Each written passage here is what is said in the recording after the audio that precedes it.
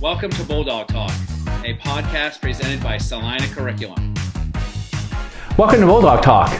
We're here with Dr. Aaron Kuhn, who's a therapist in Celina, has done some work with the schools, and is also doing some work with Garmin Miller. And today we want to learn a little bit more about those items. So, Dr. Kuhn, can you tell us a little bit about yourself? Yeah, you're here at our facility now at Counseling Consulting Services. I've been practicing in psychology for over 20 years now, I believe. I do play therapy. You guys look around the room, you see some play therapy toys. I treat kids as young as 4 years old, families, couples, children, adolescents. Like I said, I've been practicing for over 20 years. I do a lot of consultation work with the schools around the area. Have worked hand in hand with Celina City Schools for quite some time, advocating for students, and just have enjoyed my time working and living in the community. So you told us a little bit about yourself. What's a session look like? You know, is it more people coming in as couples or individual kids? Can you give us a little bit of insight? A lot of my caseload, it's pretty diverse. I'd say quite a few. A lot of my caseload is children and adolescents. We also do some work with Mercer County Juvenile Court, where we have some kids that may have trauma issues, and some grant monies available to be able to see those individuals that are in our Expanding Horizons program as well with CrossFit. So do a lot of work with that population.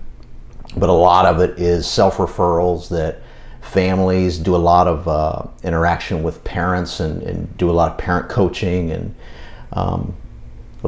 just diverse addictions, couples work, family, pretty diverse.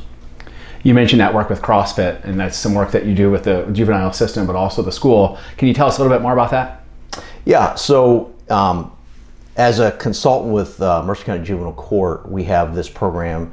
We call it Expanding Horizons, but it's our juvenile court program where we take these kids and a lot of times I'll do an assessment on them to see if, what their psychological issues are, whether they have trauma or other mental health issues, and we see if they are appropriate for our Expanding Horizons program. So Expanding Horizons program, it's a holistic approach. So we work with community coaches that are trauma-informed coaches, and we place those individuals in that program to where they get holistic health maybe for the first time in their entire life. We teach them about fitness, hydration, just they get the benefit neurochemically of that movement. And then you add the relationship piece. We get them in therapy. Then the therapist, we communicate with the teaching staff and other professionals to where we can take a relationship-oriented approach to health and wellness. And we've seen some pretty good success with that program. Right. Relationships, as we've talked about in some past episodes, are a huge key to working with our students and young people in the school community. Sounds like this is another great program where we're building some relationships with kids and getting them some resources. It is all about relationship. If you look at in psychology, any evidence-based things I ever look at with reaching kids is develop a relationship. Align with the child, align with the student, align with the parent, assist them with those stressors in their life and identify what their psychological need is. And when it's relationship-oriented, the world starts changing for them. They end up over time being more goal-directed, motivated. A lot of our kids with trauma, our students with trauma, have what I like to refer to as trauma ambivalency, where they just have been through so much that they don't seem to care about anything. And the thing that I've seen over my 20 years, the only thing that wakes them up is relationship. And when we're able to connect with that child and a lot of times that parent, it just increases their motivation level, and all of a sudden through love and relationship we end up having more executive functioning, and their frontal lobes work better, and they just they start to be more goal-directed. So it sounds like a very successful program building relationships with the kids.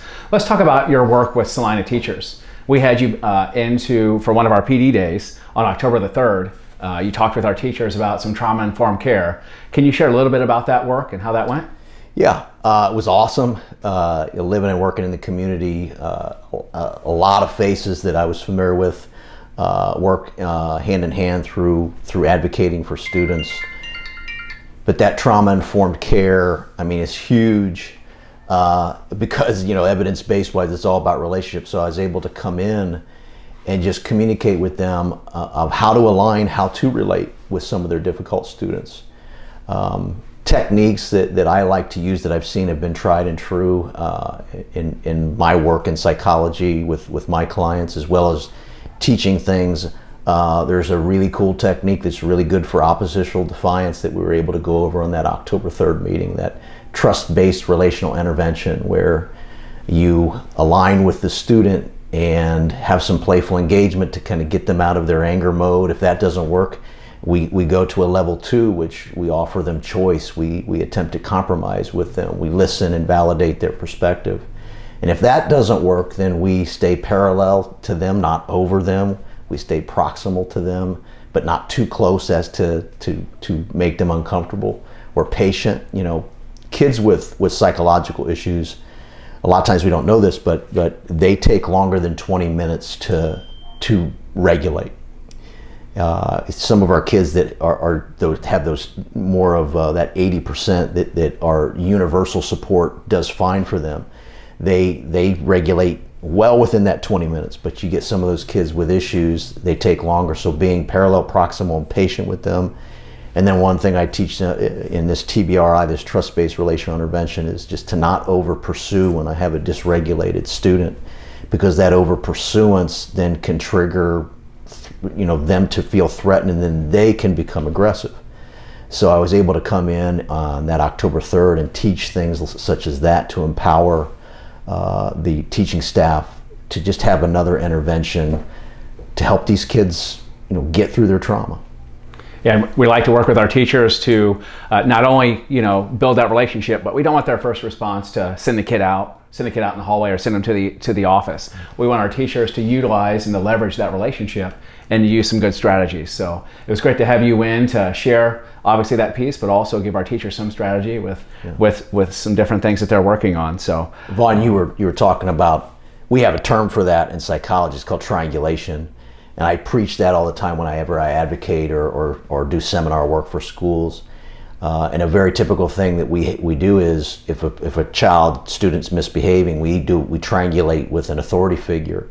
And then that authority figure comes in and it's perceived as a threat for these kids and students with trauma. And then they act out even more and it ends up being a bigger issue. So definitely we want to empower the teaching staff to be able to handle those things themselves, relationship oriented, and align on that relationship to regulate. Yeah, our teachers aren't broken. We know a lot of our work professionally with our teachers is to help them grow and to help just give them more tools and resources, to help them ultimately help the kids. So we're really excited about that work. Your work with teachers and students, what do you like most about that? Oh man, I tell you, I have a love affair with psychology because, through my own trauma, it empowered me and promoted healing. And I just want to empower anybody I can, whether that be teaching professionals, students, clients. It's just, there's so much to gain from insight to our own feelings and emotions. It's amazing that just being able to identify and have an increased feelings word vocabulary helps regulate the amygdala in the brain, which is where a lot of that anger and anxiety come from in the brain. So just being able to identify that feeling and express that feeling, it relaxes those trauma states in the brain. So I love empowering people. Yeah, give them ultimately the ability to solve their own problems versus having to turn to other people. So it's got to be great to give people some skills and to see them ultimately work to solve some of their own issues.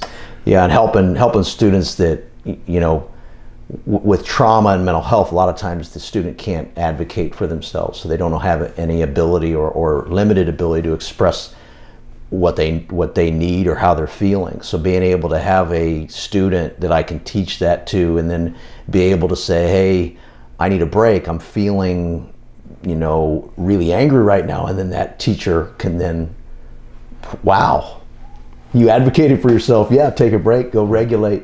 And I've seen that in Celina, and working collaboratively, because it takes the community to be able to do this. You know, I'm just one piece, you're a piece, teacher's a piece, you know, sometimes juvenile court would be a piece. And once we communicate and all work together, that's when you start seeing these individuals thrive, these students thrive.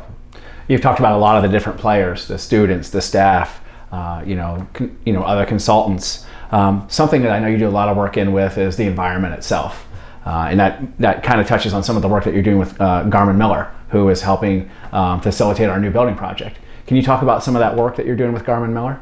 Yeah, so this is an exciting project.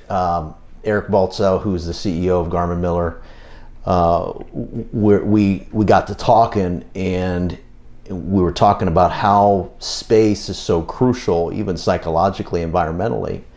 So that propelled us to have a consultation relationship to where I'm able to offer those social, emotional, behavioral perspectives to a space. And we say, hey, let's write a book. Okay, so we're writing a book about not only how to make the space work for kids with all needs, you know, whether it be universal, that 80% that are thriving, and the 15% that need more of those secondary prevention needs, or those tier 2 targeted intervention needs. And then you have your tier 3 individuals that need that that targeted and intensive treatment. So the book is exciting because not only are we talking about the physical space, we're also going to throw the intervention in there for the 80%, the 15%, and the 5%. And here's an intervention you could use in this space, and here's how you could use the space with the intervention to regulate these students. So it's a pretty cool endeavor, and we're excited about getting that out hopefully within the next year. So yeah, definitely got to be a lot of great work. It's great to see you involved with so many things with the school, but also within the school community. Let's kind of switch gears here. And when I was originally designing this episode, I had this next segment called Kuhn's Corner. Well, we're not in a corner here.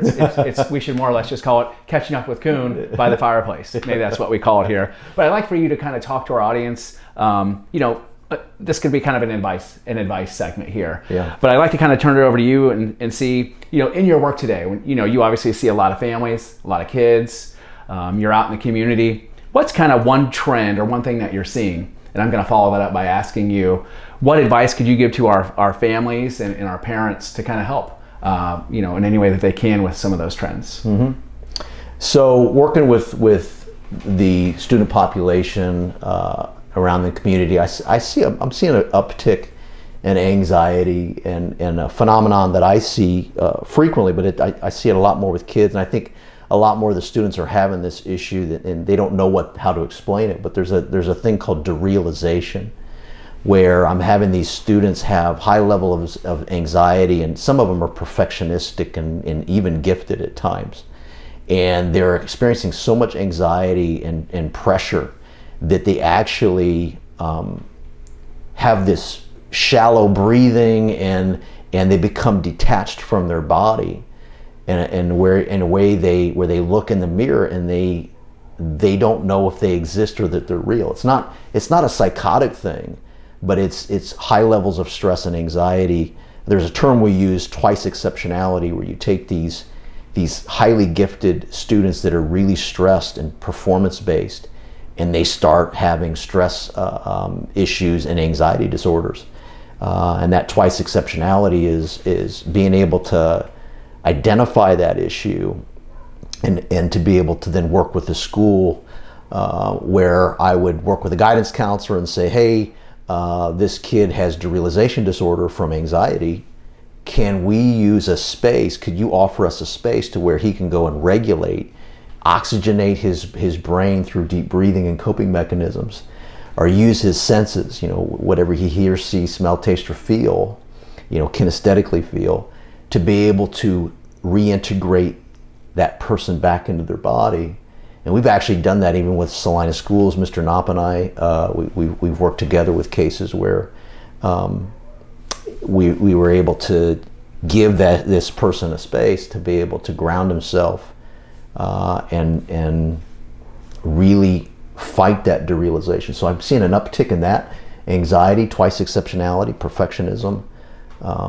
So it's something we got to keep an eye on, and kids don't even know that, the students don't even know that it's a thing. So we think about anxiety, definitely something that's becoming more prevalent. Mm-hmm. What advice can you give to us in working with, maybe a technique or two, or working with, maybe we have a family member that has anxiety. What can you tell us about that? So I like to use biofeedback with individuals. So biofeedback, there's a couple things about biofeedback. There's some tools for it as well. Some tools. You may have heard of an aura ring, but it measures skin temperature. So when we're anxious, what happens is we go from 6 breaths per minute to 16 breaths per minute. So we're not oxygenating our brain or our organs. So an oxygenated brain and organs helps me sleep, helps me digest food.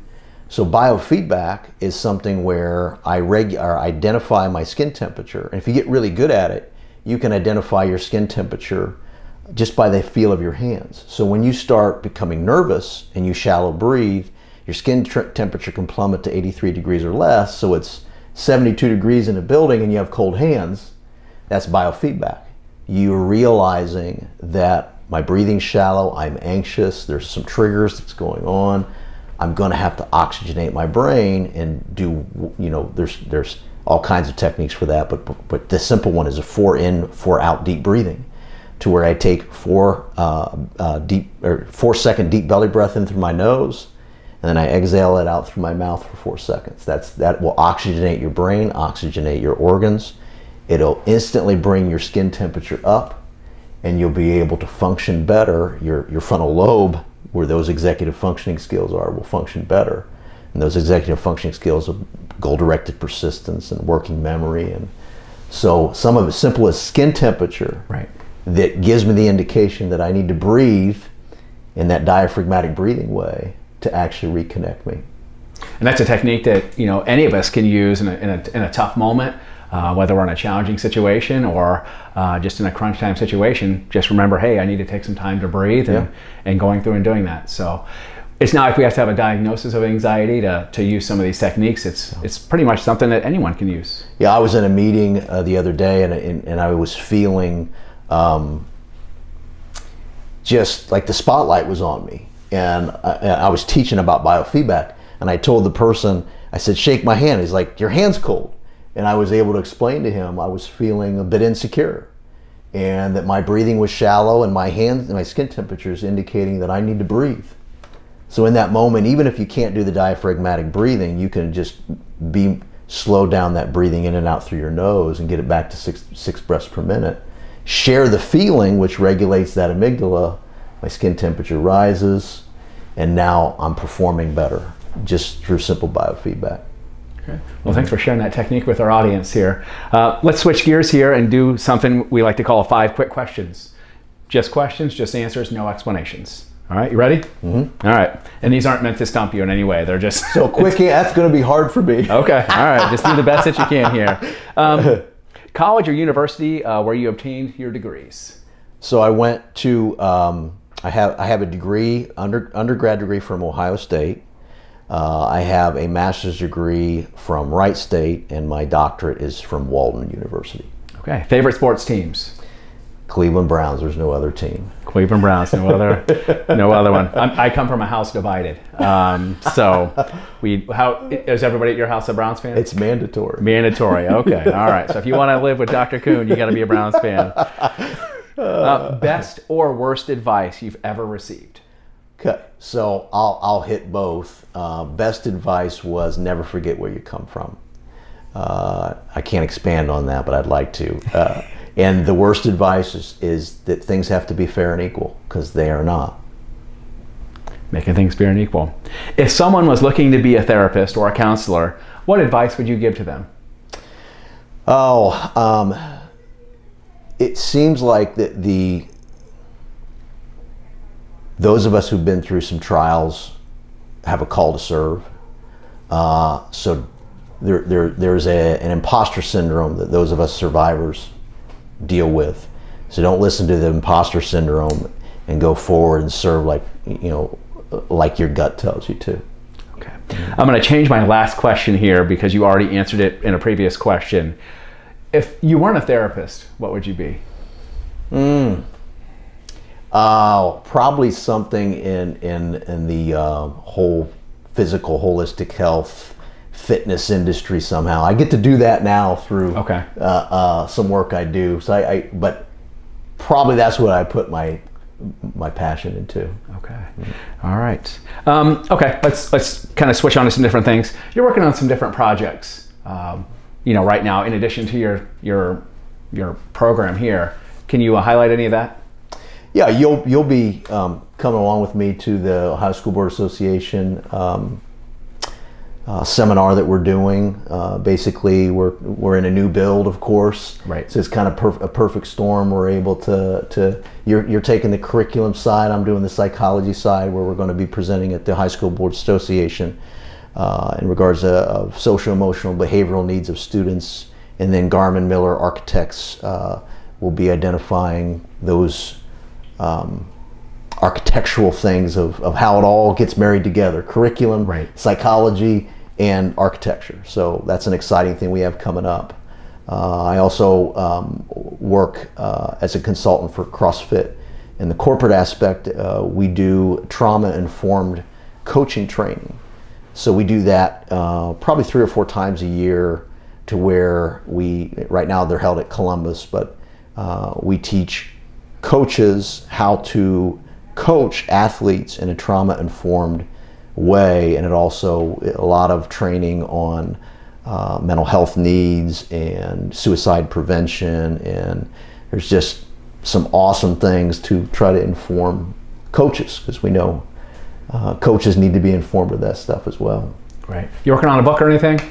Yes, I want to give you a chance to plug that as well. No, the book through Garmin Miller. I think we talked about it a little bit earlier, but we're hoping to have it out hopefully next year. Lots of architectural examples with how this space works with the intervention, and I want to give you those interventions that I have used, that I've taught other teaching staff. They've worked awesome. They're evidence-based, relationship-based. There's no other approach but relationship-based in my book, and we're hoping to have that. Lots of architectural examples and pictures as well with that. I'll expect my copy, autographed copy, through the mail. Make sure I get that free autographed copy. So noted. I can do that.